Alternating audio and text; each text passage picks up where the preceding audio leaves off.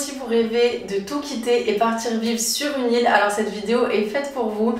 Je pense que c'est un peu le rêve de tout le monde de tout quitter et partir vivre une vie tropicale sur une île, partir explorer pendant les week-ends les petites îles aux alentours, avoir un climat de ouf toute l'année. Ouais, je pense que c'est vraiment le rêve de tout le monde et en 2019 j'ai sauté le pas. Pour mon stage de fin d'études, du coup j'ai eu l'occasion d'aller vivre à Nouméa, la capitale de Nouvelle-Calédonie, une toute petite île au milieu du Pacifique, et franchement ça a été une expérience de malade, mais je dois avouer qu'il y avait pas mal d'inconvénients aussi. C'est pour ça que je voulais absolument vous faire cette vidéo, parce qu'il y a énormément de gens qui rêvent de tout plaquer et voilà, de partir habiter sur une île. Du coup je me suis dit il faut que je fasse cette vidéo pour vous révéler un peu l'envers du décor et vous donner tous les avantages et les inconvénients. Alors si vous êtes prêts, allez, c'est parti!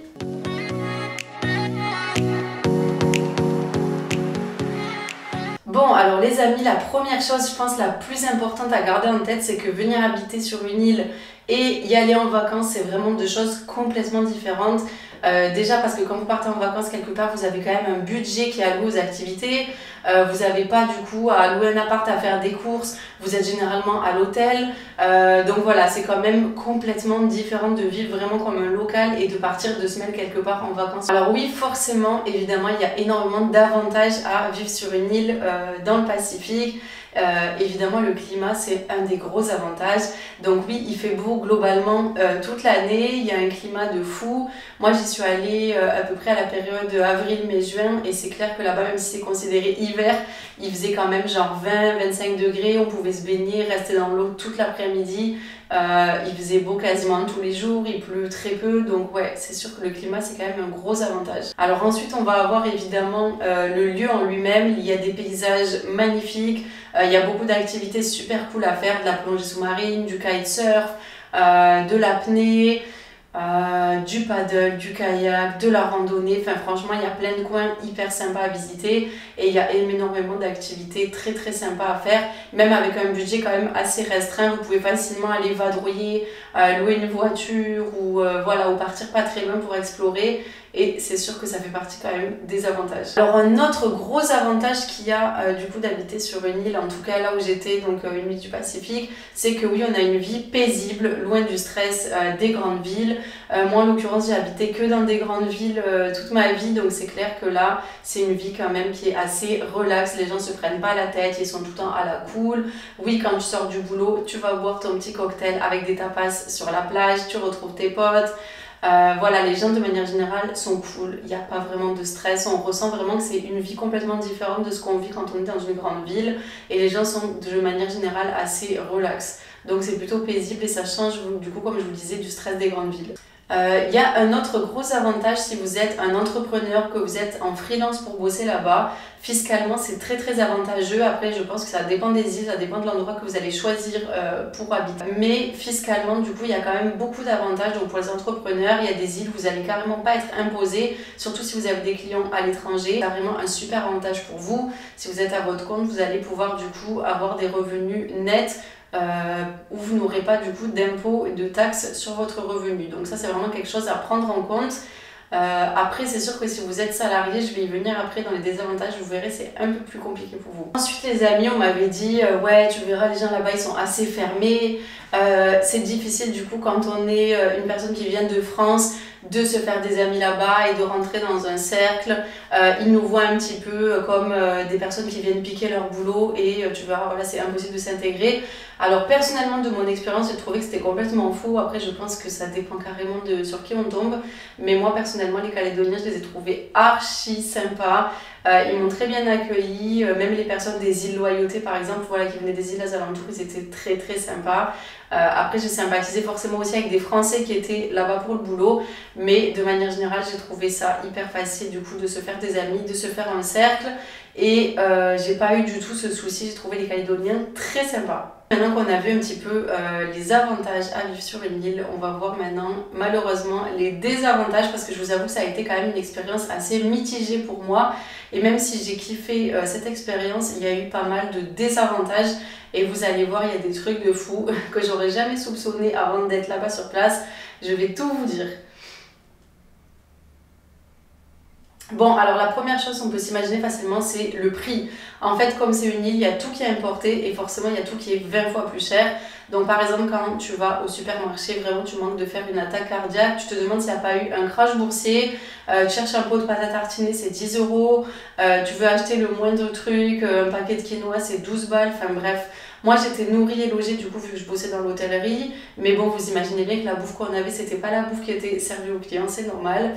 Donc forcément, il y a un moment où tu as envie de cuisiner un peu et tu en as marre de manger ce qu'on te sert. Et en fait, c'était impossible à moins d'acheter que du riz et des pâtes. Tout était quasiment beaucoup trop cher au supermarché, même les fruits. Par exemple, si vous voulez acheter des vêtements, des produits de beauté, le high-tech, n'en parlons même pas, etc. Il y a tout qui est vraiment beaucoup plus cher. Et si vous voulez commander sur internet, ben en fait vous allez avoir des taxes. Donc ce sera pas forcément intéressant non plus, parce que du coup il y a la douane qui va réceptionner les produits avant de vous les transférer. Et voilà, vous allez avoir des grosses taxes dessus. Donc il faut faire vraiment attention à ça aussi. Pour pouvoir vivre sur une île, il faut quand même avoir un certain revenu. Les logements, pareil, c'est très très difficile d'en trouver et ils sont plutôt chers, en tout cas en Nouvelle-Calédonie. Après, je pense que ça dépend des îles. Là-bas, en l'occurrence, voilà, il y a tout qui est vraiment hyper cher, même pour acheter par exemple une voiture ou le moindre truc, tout est disproportionné. Donc il faut quand même avoir un certain revenu pour pouvoir vivre bien là-bas. Alors maintenant, un autre désavantage, c'est que vous allez vous sentir sans doute un peu isolé. Moi, c'était mon cas, j'étais du coup à 17 000 km de mon chéri, ma famille, mes potes. Et même si c'est moi qui ai voulu vivre cette expérience et que j'étais super contente de partir là-bas, j'avoue qu'au bout de quelques mois c'est un peu difficile. On se sent un peu isolé sur ce tout petit caillou en plein milieu du Pacifique. Et j'avoue, au bout d'un moment, c'est un petit peu difficile. Donc forcément, on se fait des potes, etc. Mais c'est pas pareil. Il y a un moment, voilà, je vous dis, on se sent un petit peu quand même isolé. Il faut savoir que le prix du billet d'avion, du coup, c'était à peu près entre 1200 et 1500 euros pour pouvoir revenir en France, aller-retour. Donc c'est clair que ça fait quand même une grosse somme. Donc voilà, ça c'est vraiment quelque chose auquel il faut s'attendre. On est vraiment isolé, loin de sa famille et ses proches, il faut le savoir. Alors le climat, même si généralement c'est quand même un gros point fort d'habiter dans une zone tropicale ou une île, il faut savoir qu'il y a des périodes cycloniques et il y a des saisons des pluies, par exemple à Bali. Donc il faut vraiment savoir que l'été, il va y avoir voilà, un temps de folie, du soleil, etc. Mais en hiver, il peut y avoir des grosses saisons des pluies pendant des semaines, il va pleuvoir tous les jours, voire il peut y avoir des cyclones, je pense par exemple à certaines îles dans les Caraïbes. Donc ça aussi c'est quelque chose qu'il faut vraiment prendre en compte. Un autre souci qu'il y avait du coup en Nouvelle-Calédonie, c'était les soucis avec les moustiques et les requins. Faut savoir que là-bas, les maladies transmises par les moustiques, c'est quand même assez grave. Par exemple, je pense à la dengue ou des trucs comme ça. Au début, ça peut être un simple rhume, ça peut facilement finir à l'hôpital et devenir beaucoup plus grave. Il y avait aussi des soucis avec les attaques de requins, parce qu'il faut savoir que là-bas, il y a de la surpêche et les chasseurs, ils balancent des cadavres de cerfs, etc. dans l'eau. Donc forcément, les requins, ça les rend dingues et il y a énormément d'attaques sur des enfants, sur des kitesurf, etc. C'est vrai que c'est un peu compliqué du coup de se baigner vraiment et de se sentir complètement en sécurité dans l'eau. Un autre point négatif, c'est que si vous êtes du moins sur une petite île comme j'étais, vous aurez quand même vite fait le tour. Si vous voulez bouger ensuite un peu plus loin, il faut savoir que même pour aller aux îles Loyauté ou l'île des Pins, ça va être 150 ou 200 balles l'aller-retour. Souvent les vols ils sont annulés ou retardés. Si vous voulez bouger carrément plus loin, que ce soit Tahiti, Nouvelle-Zélande, Australie, etc., vous allez payer à peu près 500 € l'aller-retour alors qu'il n'y a que 3 heures de vol. Donc c'est à peu près l'équivalent d'un Paris-Bali. Donc voilà, c'est vrai que c'est quand même hyper cher. Dès que vous aurez fait le tour et que vous voudrez bouger plus loin, ça va être quand même un budget. Donc c'est comme je vous disais, il faut quand même un bon revenu pour pouvoir vivre sur une île et forcément voyager un petit peu autour et bouger au bout de quelques temps quand vous en aurez marre. Un autre point négatif, c'est que souvent quand on va vivre sur une île, à moins qu'on soit voilà, à son compte en freelance, entrepreneur et encore, souvent on va vivre dans la capitale et c'est pas forcément le plus bel endroit. Ça va pas être les endroits de carte postale qu'on va voir à la télé ou sur les réseaux sociaux. Moi en l'occurrence du coup j'étais à Nouméa et forcément c'était pas le plus bel endroit de Nouvelle-Calédonie. C'était une ville voilà, pas très sympa, surtout le centre-ville c'était un peu une ville fantôme, il n'y avait pas grand monde. On voyait souvent des personnes alcoolisées dans les rues. Voilà, comme je vous dis, c'est un peu une ville fantôme. Il y avait vraiment, ça faisait un peu zone désaffectée des années 50. C'était pas hyper sexy, avec la station d'épuration pas loin, etc. Enfin voilà, c'était vraiment pas du tout la carte postale qu'on s'imagine. Les jolis endroits, ça va être les îles pas loin, voilà, à visiter, que vous allez pouvoir voir les week-ends. Mais dites-vous bien que toute la semaine, vous allez sans doute bosser dans la capitale. Donc ça, c'est vraiment un truc aussi qu'il faut prendre en compte. et bien s'imaginer qu'on n'est pas au quotidien dans un paysage de carte postale quoi. Alors ensuite, il faut savoir que si vous êtes habitué à être dans une grande ville avec beaucoup de divertissements, tester tout le temps des nouveaux restos, des nouveaux cafés, aller en boîte, dans des bars, aller à des concerts et tout, bon, il faut savoir que là-bas ça va être plutôt restreint, vous allez plus ou moins aller souvent dans les mêmes cafés, dans les mêmes restos, vous allez avoir vite quand même fait le tour et vous allez souvent sortir dans les mêmes endroits. Donc peut-être que vous allez manquer le divertissement voilà, des grandes villes si vous avez l'habitude de bouger beaucoup et de tester souvent des nouveaux trucs, ça risque de vous manquer au bout d'un moment. Alors ensuite on va parler d'un point sensible, c'est le travail. Si vous êtes à votre compte ou freelance, comme je vous dis là, c'est tout bénef parce que du coup vous aurez juste à trouver une clientèle. Si vous gagnez déjà votre vie grâce à internet, c'est parfait pour vous, vous pouvez vous installer un petit peu n'importe où.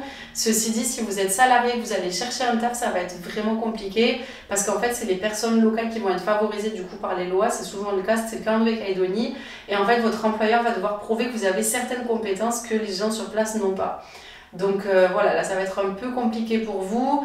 Si vous avez vraiment des compétences particulières, c'est bon. Et sinon, il faudra un peu chercher ce qu'il y a sur le coup comme travail et se débrouiller comme ça dans les débuts. Bon les amis, c'est déjà la fin de cette vidéo. En tout cas, j'espère que mon expérience et tous mes retours sur les avantages et les inconvénients de vivre sur une île, ça vous aura aidé. Si vous aussi, vous rêvez de tout quitter et de partir dans une zone tropicale, voilà, j'espère que tous mes conseils, ça vous aura aidé dans votre choix. En tout cas, si vous avez déjà été vivre et que vous avez sauté le pas sur une île, n'hésitez pas à me le dire en commentaire. J'adorerais avoir vos retours et vos expériences. Si vous êtes en train de réfléchir pour sauter le pas, dites-moi le aussi et n'hésitez pas à me poser plus de questions, ce sera avec grand plaisir de répondre. Je sais pour être honnête que je ne vivrai pas en Nouvelle-Calédonie parce que c'était pas forcément un endroit qui me correspondait. Bon, je vais pas en rajouter des tonnes, mais c'est vrai qu'il y avait énormément de problèmes avec l'alcoolisme, beaucoup d'accidents de voiture, des violences conjugales. À partir de midi, par exemple, ils étaient obligés d'enlever l'alcool des rayons. Enfin voilà, il y avait quand même pas mal de soucis, donc c'est clair que c'est pas non plus par rapport à tout ce que je vous ai dit l'endroit de mes rêves. Mais j'avoue que je rêve toujours de vivre sur une île. Ça pourra peut-être être Tahiti ou Bali ou une autre zone tropicale, mais en tout cas, je n'abandonne pas. J'avoue, j'ai toujours ce rêve. Mais voilà, ce sera pas une Nouvelle-Calédonie. En tout cas, gardez bien en tête que vivre sur une île, c'est quand même très très différent que d'aller sur une île en vacances. Et si jamais vous voulez sauter le pas, allez-y déjà et vivez comme un local. N'allez pas à l'hôtel, louez un appart, faites vos courses, louez une voiture, enfin vraiment vivez comme une personne qui vit sur place. Comme ça, vous vous rendrez vraiment compte des frais de la vie quotidienne et voilà, de la vie que vous allez vraiment avoir si vous aménagez là-bas et ne vivez pas surtout comme un touriste. Et voilà, j'espère que cette vidéo vous a plu. N'hésitez pas à me mettre tous vos retours et toutes vos expériences en commentaire. Et surtout, on s'abonne, on sonne la cloche et on me donne la force pour faire plein d'autres vidéos. Je vous fais plein de gros bisous.